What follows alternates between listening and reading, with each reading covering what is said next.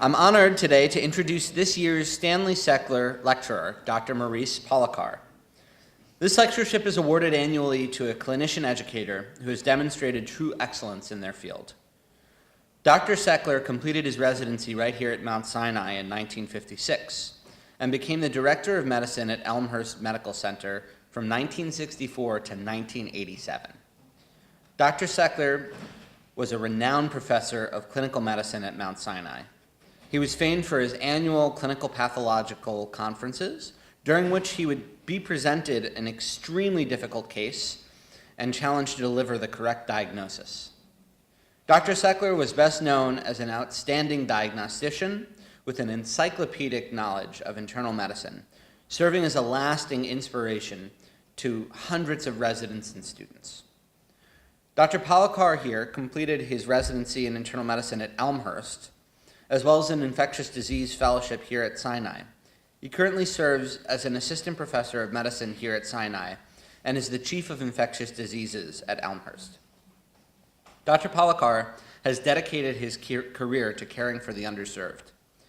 He has been involved in the care of HIV-positive patients since the 1980s.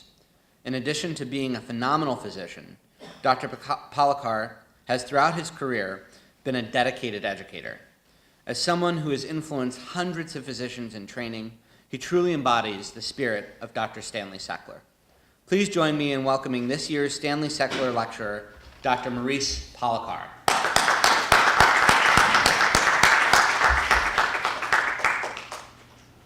Terrific introduction, thank you. To say I'm honored and humbled is a very big understatement. I actually knew Dr. Seckler. In fact, I knew him briefly, unfortunately, and when I was interviewing for residency, I had already chosen my match list, and my last interview was at Elmhurst, and I said, well, let me just go and see what it's like, and in less than an hour, he convinced me that that's where I should be. Obviously changed my whole life in many ways, my career. I met my wife there. But more importantly, I had a little bit of insight into Dr. Seckler. I was just an intern. He was very impressive, but a lot of people are very impressive when you're an intern, so I can't say, that my assessment. But in addition to those yearly CPCs, he would do one weekly. He would come to rounds, we would tell him a case, talk to the patient, and he would come up with some diagnoses. And not much more I can say about it because I really didn't know him that well, but I kind of wonder what he would be like in today's atmosphere where we have this tendency to over-rely on technology and imaging, and less do we actually talk to patients, and even when we do, we're staring at a computer screen. So it's kind of important, I think, to me to remember what true physicians were like in the days where they didn't have all these things. And clearly they've been beneficial. I'm not saying that we don't have a lot to work with and it isn't great, but I think it's also important to remember the old time real discussion with patients. So at that, I'll move on.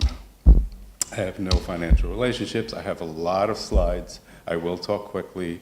Feel free to stop me. I'm going to talk a little about the history. I'm going to give a very small review of HIV epidemic, touch on antiretroviral therapy, just to mention it without too many details. I really would like to talk a little about some studies on life expectancy and mortality, some studies on some descriptions of outbreaks of HIV, a few things on what's new, and a little bit about cure and ending the epidemic. So it's a rather ambitious objective. Let's see how far I can get. So really quickly, in 1981, most of you know this already, there were several reports of unusual clusters of cases of opportunistic infections and cancers, PCP, we now call it PJP, Kaposi sarcoma, and non-Hodgkin's lymphoma. By 1984, two people co-discovered the virus, Luc Montagnier in Paris and Robert Gallo at the NIH. By 1986, we had AZT, which was the first drug, and not really clear how effective it ever was, but it was something. And 10 years later, we had what really turned out to be the linchpin of HIV treatment is triple drug therapy with what were then novel agents called protease inhibitors. The problem was that in the early days, there were a lot of pills, a lot of toxicity, and patients who were really sick and not feeling well to begin with to have to remember several times a day to take pills with food, without food, and have to deal with all the side effects made it very hard to treat patients in a meaningful way. By 2006, we had the first single pill regimen, one pill a day with 3 drugs in it. It really was a revolution, and If I counted correctly last weekend, I think we're up to 41 different drugs. 12 of them are single pill daily treatments.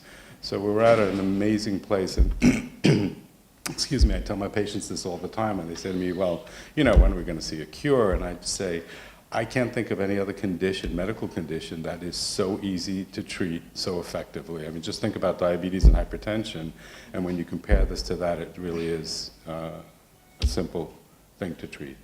Antiretroviral therapy. A lot of you have seen this already. I'm not going to go through it all, but basically, if you start at the bottom left where you see that number 7, the virion there goes up. Those little yellow round dots that represent CD4 receptors. The virus binds to the receptor. There's a conformational change.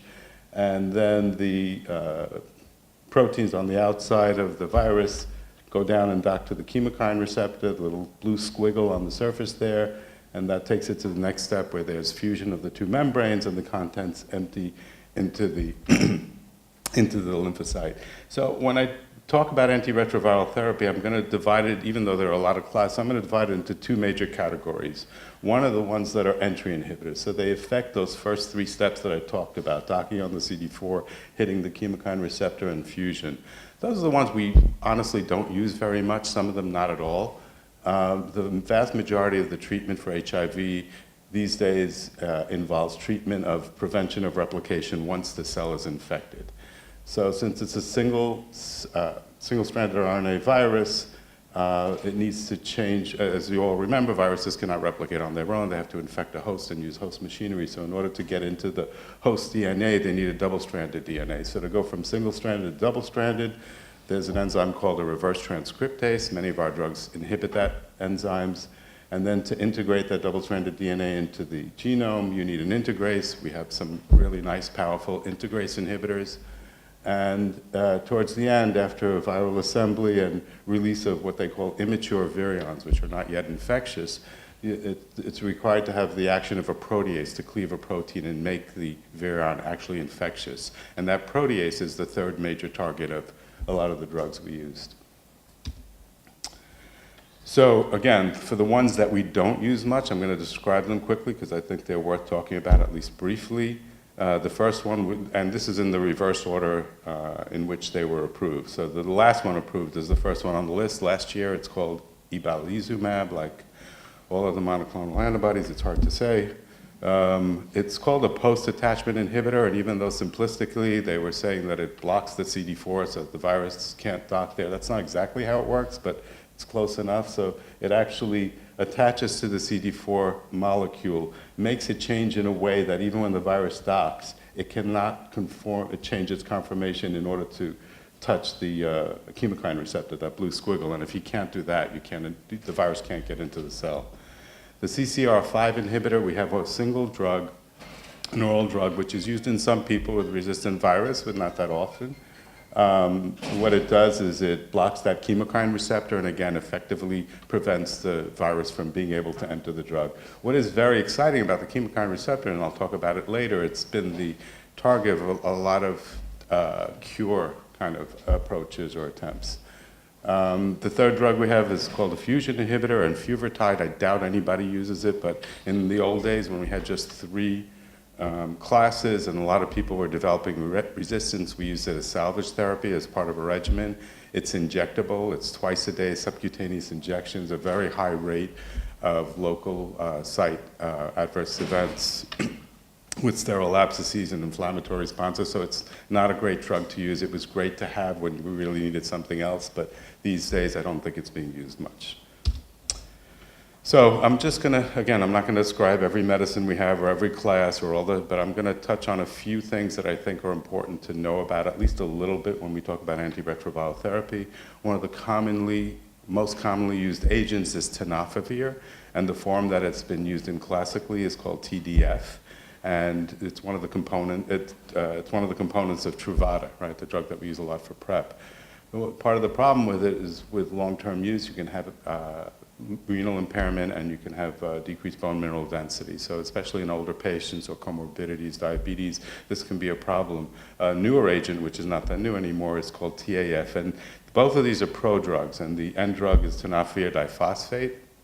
So they both lead to the same place. The difference is with the latter one, TAF, you can use much lower doses, and you have less, the plasma level is a lot lower, yet the intracellular concentrations are actually higher than TDF. So you get a better end result with lower exposure to bone and kidneys, and as far as we know, don't have any problems with long-term use in bone and kidney manifestations. The other concept I'll just touch on really quickly is boosting. It's something that started a long time ago, and it was found that with protease inhibitors, some of the most powerful drugs at the time, they had to be used often and sometimes with food or without food and dosed frequently, and got levels that weren't much higher than what we sort of call the MIC, and also came down quickly. That's the dark gray graph there. But by boosting, so basically giving a second agent that interferes with the metabolism of the drug and prevents it from being broken down so that it accumulates, even a small dose of a boosting agent can really change the pharmacokinetics dramatically. And as you can see here with the light gray area, you really change the area under the curve. These days, all protease inhibitors that we use only as boosted, since the end result is usually better. And there is one integrase inhibitor that needs to be both boosted. And what we typically use is Norvir or ritonavir. It's a protease inhibitor in and of itself. It does have antiviral effect, but we use it at a tiny dose. There's also something called cobicistat, which does not have antiviral activity, but is used, and some of these are co-formulated with current drugs that we use. Okay. So when we start antiretroviral therapies, how do we choose a regimen? Well, among other things, we look at comorbidities in people with chronic hepatitis B. We try to include agents that are effective against hepatitis B, so tenofovir plus either emtricitabine or lamivudine. Those two agents together treat both HIV and HBV, so whenever treating somebody with HIV, we usually include those two agents. In people with heart disease or high risk of having cardiovascular disease, we try to avoid a drug called abacavir. It's a reverse transcriptase inhibitor, which in large retrospective studies has been linked to heart disease, an increase in heart disease, although a causative relationship has never been proven, so we just prefer to avoid it if we can. People who have diabetes or lipid disorders try to avoid the protease inhibitors so they can affect lipid metabolism. And as I mentioned before, renal disease, osteoporosis, we try to avoid tenofovir in the TDF form. Drug interactions are important. The protease inhibitors can inhibit P450 and change the metabolism of a lot of drugs. Some of the drugs that we use interact with PPIs, commonly used drugs, so we have to be careful. And people who are pregnant or childbearing age, there's two drugs that we do avoid. One is called efavirenz. It's a non-nucleoside reverse transcriptase inhibitor, and it's been linked in animal studies to hip dysplasia. But also more recent studies in Africa have shown that a drug called dolutegravir, one of our integrase inhibitors, has been linked to 4 or 5 cases of neural tube defects. So until we know more about how commonly or whether there's really an association there, we avoid those agents. Okay, so when do you start antiretroviral therapy? So this has evolved over the decades, right? In the early days, we used to say, well, when they fall below 500, which was kind of the normal sort of level of CD4. And then, at further look, well, the toxic drugs are expensive, they change the quality of life, and studies showed that there was no real difference if you waited till they hit 350. So why give them this drug they may become resistant to? Why don't you wait till they need it? And more studies that basically looked at AIDS-related, HIV-related outcomes like death or opportunistic infection shows that there were probably no difference if you waited even longer. As long as you started them before they hit 200, you were probably okay. So what do we do now? So at the time of diagnosis, right, there's nobody who shouldn't be on treatment. And why is that? There's a lot of reasons. We have many agents. So the old concern about running out of, if they become resistant, not having another regimen is not really there. They're much more efficacious. We don't worry about resistance as much or failure of therapy. They're less toxic. They're easier to take. We know about immune reconstitution, that the longer you wait to halt the destruction of the immune system, the harder it is to reconstitute or to get it to a level. And by delaying treatment, you make it more likely that somebody will have an opportunistic infection or suffer something. But really, the two most important reasons that we do immediate treatment now are the ones that are listed in red: treatment as prevention and mortality benefit. So this was an iconic study in 2011. They looked there were 9 sites all over the world. They looked at people between 350 and 550, and they looked at over 1,700 couples that were discordant. So one partner is positive, the other is negative. And in addition to the usual education and distribution of condoms, they separated the two groups into one who got immediate treatment and one who had delayed treatment when they fell below 350. And at the end of the study, they found that there were 28 linked transmissions, so the same viral strain as the partner. And only one of those occurred in the early therapy group, which led them to state a 96% reduction in HIV transmission. So this was a really powerful concept in the days where prevention efforts were kind of stymied, right? You know, give people condoms, educate them. All the things that we were doing wasn't really clear how effective they are. Here's a huge effective tool. If you treat people and lower their viral load, they're not going to transmit the virus. So the other important study there were a lot of retrospective cohort studies in European countries that showed that starting at higher levels probably gave you some benefit, mortality benefit, but this study that was published in New England Journal in 2015 took almost 5,000 positive patients with CD4s greater than 500 and randomized them to either immediate treatment or waiting until they fell, I think it was 350.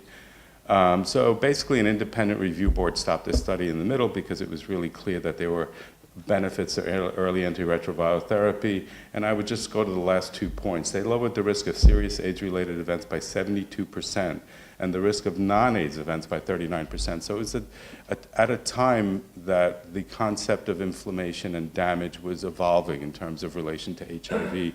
And a lot of the older studies, which just looked at HIV-related outcomes, really missed what was going on in other places that weren't directly HIV-related. So this chronic inflammatory state that people who are infected with HIV have can have other implications, cause things like cardiovascular disease, stroke, heart attacks. So when you look at all the endpoints, it really is clear that earlier treatment is better. So that's the sort of history part. Now I'm going to go on to more current things. I tried to stay with some of the current literature, and I tried to talk about some of the things which I think are important in terms of what we're doing today as a society, as a medical community for HIV.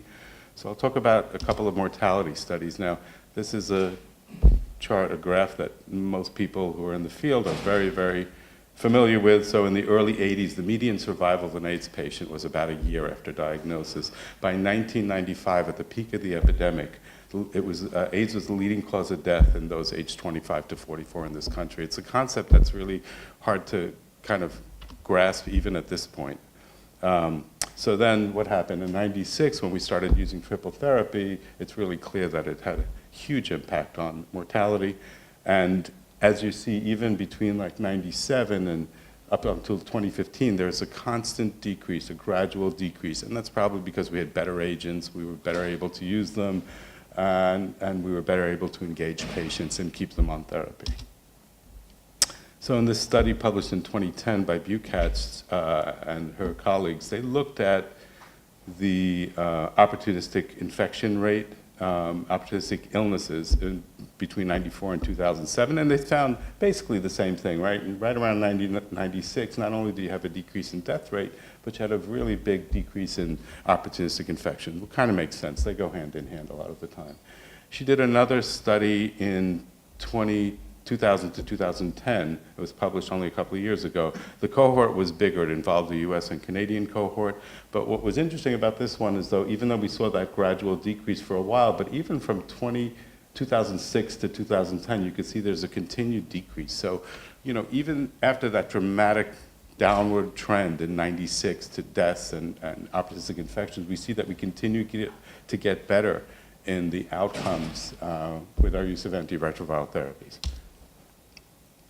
The other side of the coin, the life expectancy, an article in 2013 looked at, they tried to estimate the life expectancy of somebody at 20 years old if they were started on antiretroviral therapy for the first time. So these are not people who had been treated with mono and dual therapy and may have been resistant. These are sort of clean, new patients started on antiretroviral therapy. And they said, well, what's the difference if you were started in 2000 versus 2007, or time periods around there? So they looked at almost 23,000 individuals. And what they found was a very dramatic difference, not surprisingly, that if between 2000 and 2002, if you were starting antiretrovirals at age 20, your life expectancy at age 20 was another 36 years, so 56. Between 2006 and 2007, it jumped to 51. So basically a life expectancy in the 70s, which is pretty impressive given what we used to think about AIDS as being, terminal diagnosis. When you compare that to the life expectancy in the general population a couple of years later, there's still a considerable gap there. What I thought was interesting is when they broke that study down into different categories and looked at the mode of transmission in people who use drugs, it's not surprising that their expectancy was lower, but what is troubling is that there was no change in that time period. It essentially stayed flat from 29 to 28%.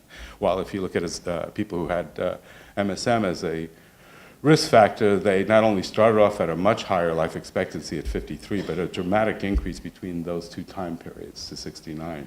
If you look at race, again, not surprisingly, we know about disparities in this country. If you looked at back in early 2000, it was 52 versus 29. What is somewhat optimistic is maybe we're chipping away a little bit at those disparities, because even though there's still a gap, it's a smaller gap, and there was a nice increase in the non-white mortality between 2000 and 2007. The other important part, which I think is important, is if you look at the CD4 count at which people were started on therapy, those with less than 350 went from 31 to 46, more than 350 went from 48 to 68. So again, we're adding 20 years to that number. That's their life expectancy. So starting over 350 made a huge difference, and it's just one more thing to throw out there to say we really need to identify people early and get them started on antiretroviral therapy.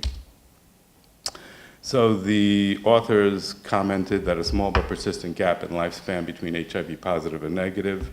Many individuals have, so basically what they're saying is it's not only HIV, right? So when you look at the group of IV drug users, when we look at mortality in HIV, we're not only looking at HIV, but we're looking at a lot of the social and demographic issues which concern a lot of people who have HIV and how their outcomes are generally worse. Health outcomes for those groups are generally worse even in the absence of HIV infection.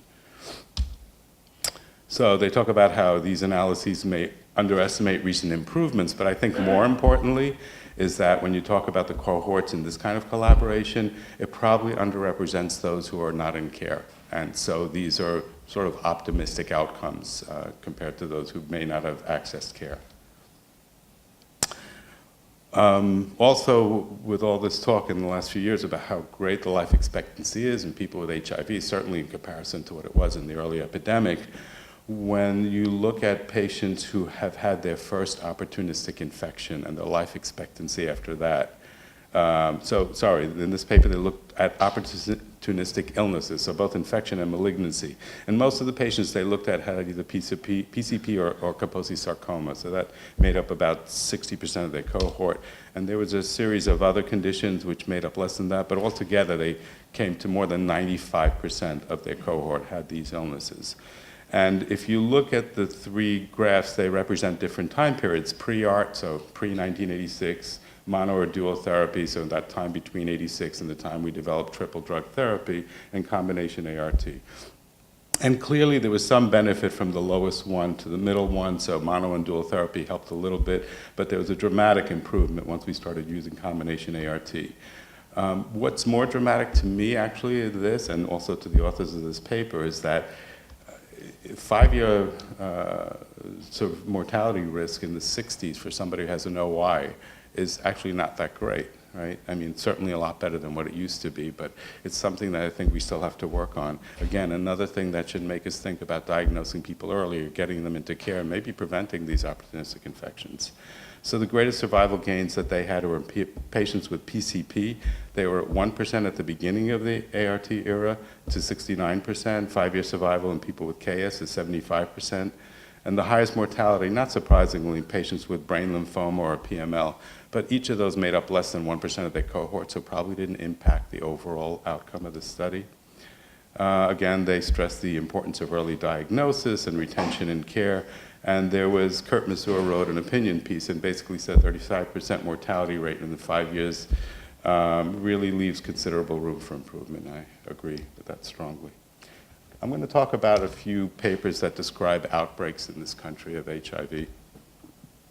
Excuse me, the one that's probably most well known and was in the press a lot was an outbreak in Scott County, Indiana in 2015. So Scott County has a population of just under 24,000, but in a short period of time, they reported 215 cases of HIV in a place where they rarely saw even one case a year. And that was clear that there was a really explosive opiate epidemic in that area at the time, and most of these new cases were because of injection drug use. And what's really important about this is it kind of showed us that we're missing a certain population, right? We live in big cities, we have all the access to care and syringe access programs and all these services that are available to people where in many parts of the United States they are few and far between. In fact, there was a paper in Lancet HIV just last year that looked back at all the details of this study, and they talked about what would have happened had intervention been earlier, because people saw this happening. There were, government agencies that knew that this was happening, but there was a reluctance to start syringe access programs for philosophical reasons. There wasn't enough involvement by the CDC. So they said, basically, had they responded 2 years earlier, the cases might have been as few as 58, and had they responded 4 years earlier, there might have been less than 10 cases in this outbreak. It might have been quashed early on. So again, this highlights the vulnerability of rural communities with few services. The CDC has recently initiated a national effort to expand the use of molecular HIV analysis to look at growing clusters, so hopefully catch these kind of things very early on and intervene. One example of this is in Massachusetts, and this was just recently out in MMWR. In 2014, between 2000 and 2014, there was a 47% increase. Oh, sorry, that should be an increase, excuse me. Oh no, maybe it's decrease in new infections. Then in 2016, it was a decrease, I apologize. In 2016, there were 5 new cases due to injection drug use reported just from one single community center. And previously in that community, there was less than 1 new case per month. So an investigation looked into that and identified additional cases. So they found a total of, 129 persons altogether. And they did this by, being able to, these were clusters that they found were molecularly linked. And they went and interviewed these patients and talked to their contacts and drew this big circle around people who were infected to find more of their sexual and drug-using contacts. The median CD4 of these patients was 550, which suggested a fairly recent infection. There were 4 clusters identified that had at least 5 cases. 2 of those accounted for 60% of the cases, which is really impressive. So when they looked at this and they broke it down, they found the reasons for this was that fentanyl had replaced heroin in some of the local communities, and it was cheaper in Lawrence than other cities in the region. There was an increase in frequency of drug injection, and a lot of the homeless and incarceration rates among IDUs was high. And that obviously interfered with treatment because of missed appointments, different care providers, interruption in treatments. And they looked at the access to syringes, and they were limited in both Lowell and Lawrence in terms of hours and availability. So in an opinion piece in JAMA a year before this paper came out, Oster talked about how, when we typically look at controlling outbreaks, when we have foodborne illness or tuberculosis or even Ebola, we basically get in there, look at the cases, try to see the contacts, and prevent further cases. We've been slow to do this with HIV, and it certainly is more challenging.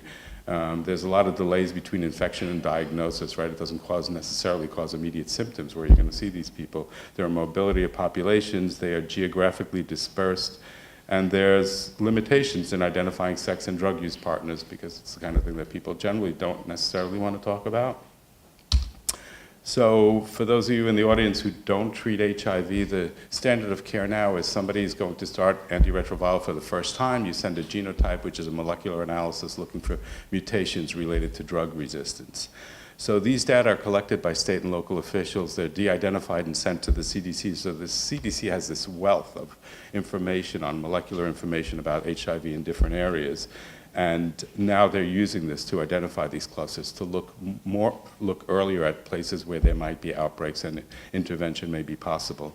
In 2013 to 2015, 13 clusters were identified. In one investigation in San Antonio, Texas, where they had a cluster of 27 persons, they were able to identify another 87 HIV-infected persons who were part of that cluster. But they had no sequence. So they look at these names, they can't find a genotype or a molecular on these people, so they know that there's something there. They either haven't been identified or they're not in care. The other thing is, in these investigations, they can identify a lot of people who are HIV negative, and possibly, if they're at high risk, probably they're at high risk, that they could be put on PrEP or encouraged to take PrEP.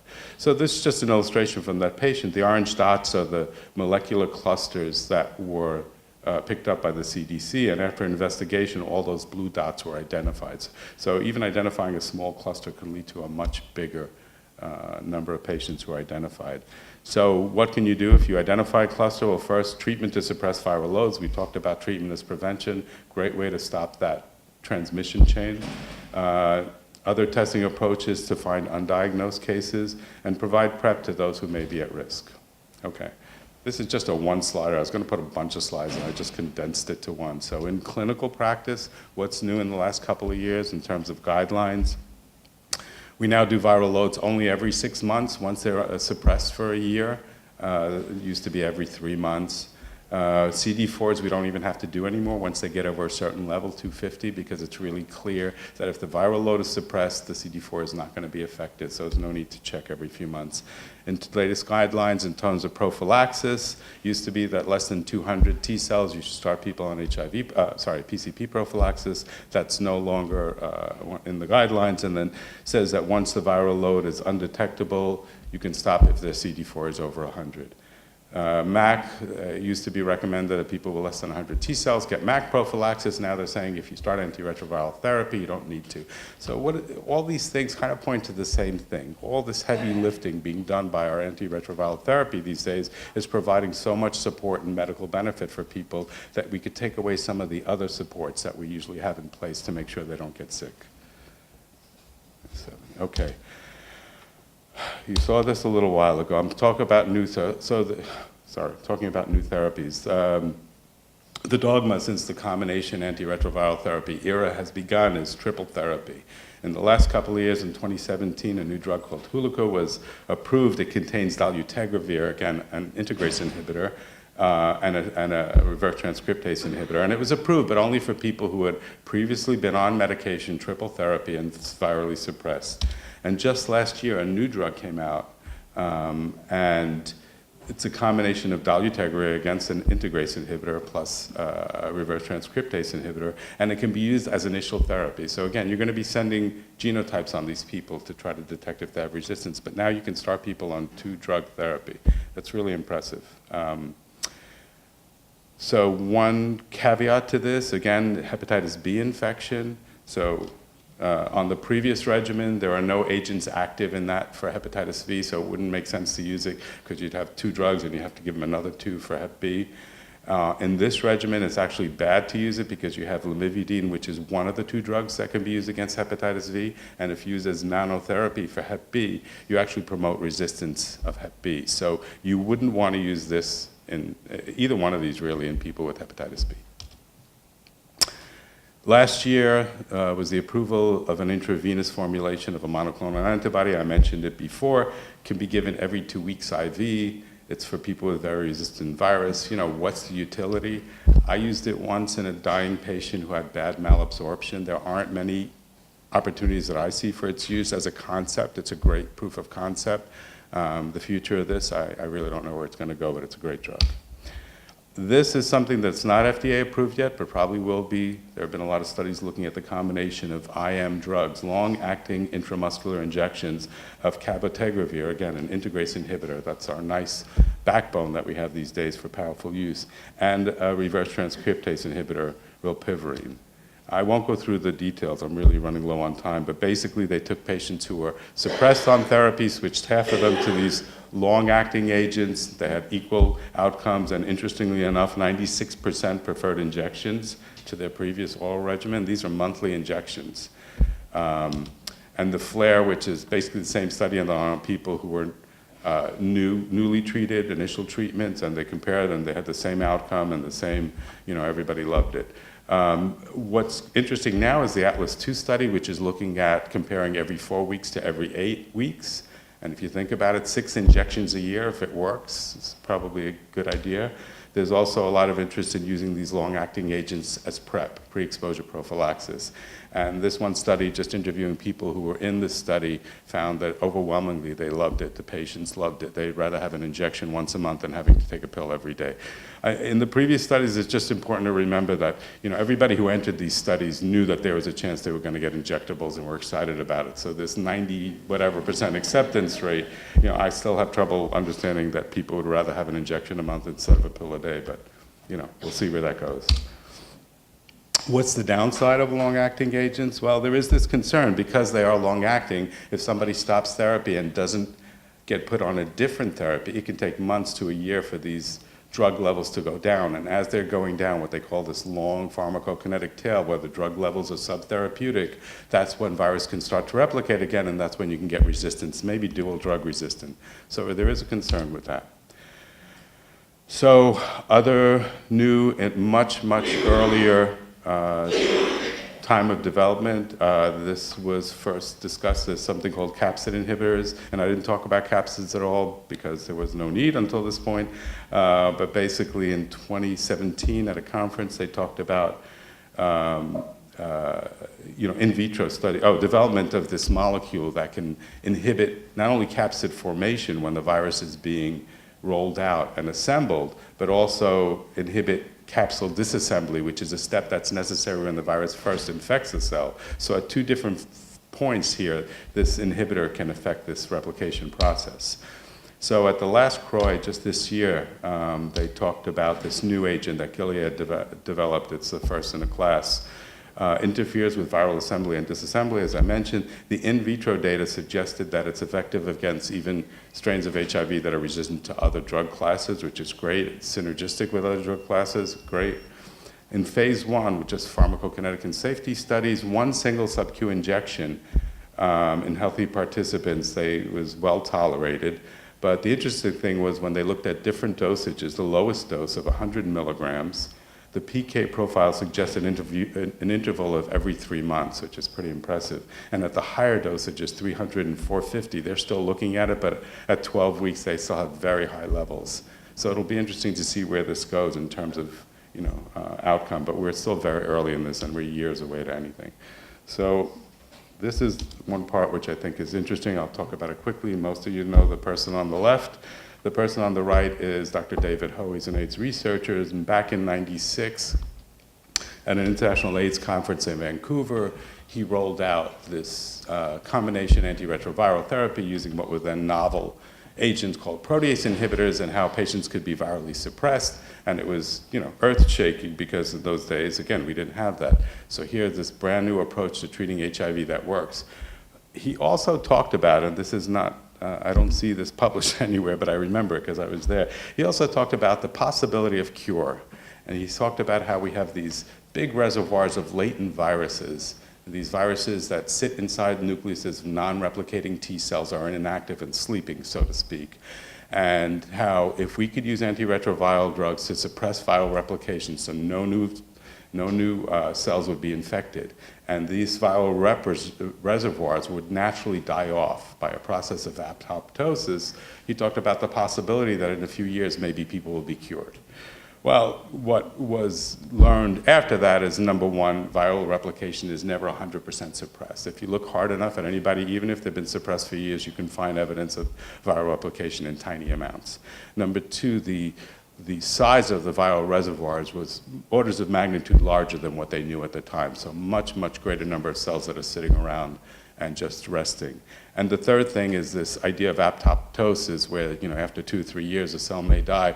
Didn't pan out either. Some of these cells live much longer than that, maybe indefinitely. So the bottom line, antiretroviral therapy is not going to be a cure, right? So you stop antiretroviral therapy, you get viral rebound. What is a cure? You guys know about this probably. So I'll talk about this quickly because I'm really running out of time. So there's discussion of 2 different patients that were transplanted, and you remember that blue squiggle, the chemokine receptor? Well, there are people who have mutations that leave them with a dysfunctional chemokine receptor, and they're basically resistant to HIV infection. So Those two got bone marrow transplants from people who had this mutation, and their new cells, their stem cells, are now producing these resistant to HIV infection cells. So it's not a panacea. The Berlin patient almost died. He had 2 transplants. He was very sick at one point in an induced coma. Obviously, there's a third patient, Dusseldorf patient, that was recently mentioned that's been off therapy for 4 months. The London patient's been off therapy for 1.5 years, and the Berlin patient for 12 years now. So we think these are cures. But obviously, it's not a feasible thing to do in a general population. It does provide proof of concept. I'm going to run through this quickly. So this idea of latent reservoirs, the cell on the left is a resting T cells. It's got a provirus, so that little piece of virus DNA is sitting in there but not doing anything. So once it's woken up, it could start replicating again. So these cells are invisible to the immune system, right? They don't know it's there, and antiretroviral drugs don't do anything because they're not replicating. There's also sanctuary sites, this idea that the virus is in so many places, and maybe places where antiretroviral therapy cannot get in adequately. So the idea of having these sites, these reservoirs, activated in some way or eliminated in some way is attractive but difficult. So the 2 approaches to cure are a functional cure, basically somehow getting the immune system to a point where it can actually fight off these reservoirs, or viral eradication, sterilizing and somehow removing all these reservoirs. So broadly neutralizing antibodies is a concept that's very popular these days, and basically we know that HIV antibodies in general are not very effective, right? When you test somebody for HIV, you're looking for the antibody, it's there, it doesn't mean it controls the infection. In a small number of people, a small percentage of people, they developed what they call broadly neutralizing antibodies that are actually effective against not only one strain of HIV, but many. But it doesn't happen in many people, and when it does happen, it takes years. Very different from the usual antibody response we see to infection. So now these are being developed in labs. They're very expensive and time-consuming to develop. Infusions of these in animal primates have seemed to cure them. In humans, we have not had that great a success, although there was one study where somebody was off therapy for months without rebounding. And the idea is not just a passive immunization with antibodies. There's something about giving these antibodies and possibly the formation of immune complexes, antibody-antigen, which actually stimulates the person's immune system. So it's got a dual effort. So that's a big area of research. Another area is called kick and kill or shock and kill. And basically, they use something called latency reversing agent, kind of wake up these T cells, have them start replicating again, and let the immune system go in and kill them. The other opposite approach is lock and block or block and lock, basically giving chemicals that somehow prevent those proviruses from ever waking up, right? So there are, I'm going to skip this a little bit. Prevention. We know daily Truvada once a day, more than 95% effective. There's Truvada on demand. Take 2 pills before you have sex, 1 pill a day later, and the 3rd pill, it's 86% effective. PrEP and condom use, we know this too. Just to summarize this slide, basically, with more PrEP, there's less condom use. More sexually transmitted infections. In 2013, we hit record numbers. Gonorrhea increased 67% since 2013. In men, it doubled. Primary and secondary syphilis increased 76%, and 70% of those cases were in men who had sex with men. This is a big concept, undetectable equal untransmittable. You saw that in the studies, the partner study, right? Post-exposure prophylaxis works. So talk about ending the epidemic. So in 2014, Governor Cuomo, along with a lot of medical people, suggested that we could end the epidemic in New York, not eradicate it, but basically get the new infections down to such a low level that it's not epidemic proportions anymore. So the goal was to have 750 a year by the year 2015, or 2020, excuse me, and we're not there, but we've made progress. The 3-point plan was obvious. Identify people who don't know they're infected, that's important. Get those people undetectable and give people PrEP. Prevented. That's the 3-point plan. I'm going to skip this and skip this. So how have we done? We went from 14,000 at the peak of the epidemic in New York State, and the data we have on the last year is 2016, 2,875. And it's been decreasing every year, but not as much as we would have liked. When you look at subgroups, this is what's a little concerning. If you look at the non-MSM, it continues to decrease. Rather, in the MSM group, there's still people at risk for infection. In the United States, a bigger picture, 1 in 7 people, so 14% are unaware of their infection. In New York, it's probably more like 1 in 10. We have a slightly lower number there. So at the peak, we had about 55,000 new infections a year in the United States. We're down to about 38,000, which is an improvement, but still not good. And again, if you look at who transmits it, people who don't know they've infected, people who knew they were HIV but not in care, people who are not virally suppressed. So basically, again, going back to the concept, treatment is prevention. New infections come from people who are not suppressed. And the latest statistics show us that after the decline for many years between 2013 and 2016, there's been no change. We've hit this plateau of 38,000. And if you look at the age groups, it's mostly in younger age groups, 25 to 34. If you look at demographics, black male-to-male sexual contact is responsible for 30% of the infections in this country. And this is from a population that's less than 12% of our population in whole. So the disparities continue. Gay men and bisexual men account for the majority of infections. What is recent is that there are hotspots. The U.S. has over 3,000 counties, and half the infections come from 48 counties, so it's interesting.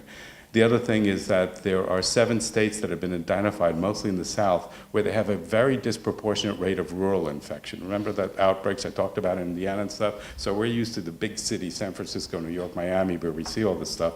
But when you're in a rural area where there's much less services, much less identification, it's a bad thing. So ending the epidemic, a plan for America, was recently rolled out by the administration. Dr. Fauci talked about it at the last CROI in a plenary session. It sounds good, and if it goes through, it'll be great. And basically, it talks about the same 3-point plan that we talked about in New York State, but it adds a 4th point to respond to outbreaks. Again, looking at that epidemiologic data and that molecular data to identify people early. And they have a very ambitious goal, 75% reduction in 5 years, 90% in 10 years. It remains to be seen how well this will be supported and funded. I'm just at the end. At 2018, if we look at patients in the United States, almost 60% has achieved viral suppression, which is a lot better than it used to be, but really still a far cry, again, when we talk about that treatment as prevention in addition to making sure these people stay safe. If you look at Ryan White programs, a lot of us have money from, federal money from Ryan White. Mount Sinai has it, Elmhurst, a lot of the places have it. We do much better, 86% virally suppressed compared to a national average of about 60%. In New York City, 89%, so even better. And at Elmhurst, I'm always proud to show slides like these. We're up to 94% suppressed and 96% below transmission threshold, which is thought to be about 1,000. So is this the end of AIDS? No. But can we do a lot to bring this epidemic in check? Absolutely. So try to keep patients in care. Even if you don't treat people with HIV, take good sexual history, or for PrEP, or for post-exposure prophylaxis. You don't have to do this yourself. There's so many easy programs to refer people to. There's a phone number, a Mount Sinai program, that people can get PEP, post-exposure prophylaxis, just by calling this phone number, and they'll get the medicines delivered to their pharmacy. So it's easy to do. That's it.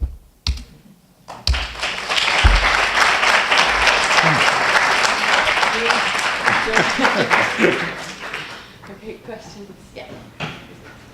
Thank you. Two comments, very brief. One is about Dr. Seckler. No doubt he was a brilliant diagnostician, but unknown to most people, he was also a great athlete and had a scholarship in football. He was a skinny guy from Brooklyn. Yeah. Football scholarship to Tulane and a full scholarship, couldn't afford it otherwise.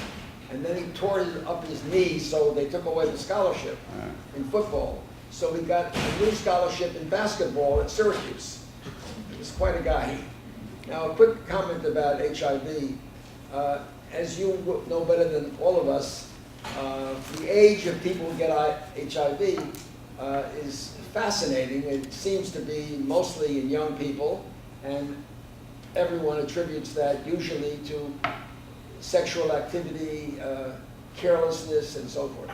But my question for you is, do you or your colleagues study the age biology of this disease and the possibility that age is determining biologically who gets the disease and who doesn't, so that AIDS is an age-related disease, not by activity, but by biology? Yeah, I'm not aware of anything to support that concept. I mean, the general thought is that, you know, younger people are more sexually active or more risk-taking and probably have a lot more exposure than people as they get older and smarter and et cetera. But I don't know. It's an interesting concept. I'm not sure. Is there any plan or still for some immunizations against this disease? Yeah, so as you know, development of vaccines both for therapeutic reasons to stimulate people who are already infected to fight their own infection and as preventative in areas where there are areas of the world where there are a lot of disease has been really hampered in a lot of ways. And I don't know enough about the technical aspects to know, but from the little I've been reading about those broadly neutralizing antibodies, if you look at what it takes for a very small percentage of the population to develop those, it takes years. And basically what happens is the person develops an antibody against a strain of HIV. The strain of HIV changes. The person's immune system responds to that change by developing a better antibody. And that process happens over and over. And it generally takes several years before they develop an antibody that's adequate to be what they call broadly neutralizing. So to mimic that process with a vaccine, from what I'm told, I'm not a researcher, is a real challenge. And there's been some discussion about a kind of sequential vaccine where you stimulate with one, you get them to respond in a certain way, then you stimulate them with another. But how realistic that is and if that will happen, I'm not sure. One last question. So early on, you spoke about tenofovir, two different forms. One was listed as nephrotoxic, and the other one that gets a higher level in the cell, you didn't say anything. Is that nephrotoxic? It is not thought to be. In studies compared head-to-head, it doesn't seem to have any negative effects on the kidneys or the bones, on bone absorption, bone mineral density. And I just want to point out that the three questions so far have come from the Mount Sinai intern class of 1958 to now.